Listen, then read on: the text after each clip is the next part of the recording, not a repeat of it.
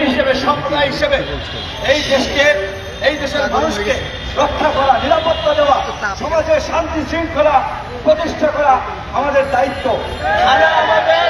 Police আমাদের হারুন বেনজির গুটি কয়েক দুর্বৃত্ত, ওই দুর্বৃত্তদেরকে আমরা সাইজ করবো, ব্যবস্থা নেব, কিন্তু নির্বিচারে থানায় হামলা করবেন না, সাধারণ পুলিশ সদস্যদের উপরে আক্রমণ করবেন না। আজকে থেকে এই যে দ্বিতীয় মুক্তিযুদ্ধের সংগ্রাম, এখন আমাদের দাবি হচ্ছে, আমরা দাবি জানিয়েছিলাম সন্ধ্যার মধ্যে ডক্টর ইউনূসের নেতৃত্বে অন্তর্বর্তী সরকার গঠন করা, সেই অন্তর্বর্তী সরকার যেন ভারতের চালে কোন ষড়যন্ত্র করতে না পারে, তাই 3 মাসের মধ্যে নির্বাচনী রোডম্যাপ ঘোষণা করতে হবে। 3 মাসের মধ্যে নির্বাচিত সরকারের হাতে ক্ষমতা হস্তান্তর করতে হবে।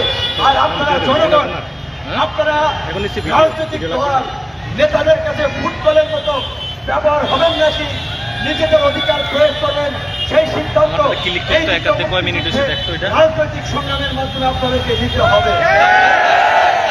এই যে দলীয় দুর্বৃত্তায়িত দাসত্বের রাজনীতি, হানাহানি মারামারি খুনোখুনি রাজনীতি, ঘুষ দুর্নীতি লুটপাটের রাজনীতি, এই রাজনীতি বন্ধ করে সমাজে ইতিবাচক নতুন ধারা রাজনীতি প্রতিষ্ঠা করতে গণ অধিকার পরিষদের জন্ম হয়েছে জনতার অধিকার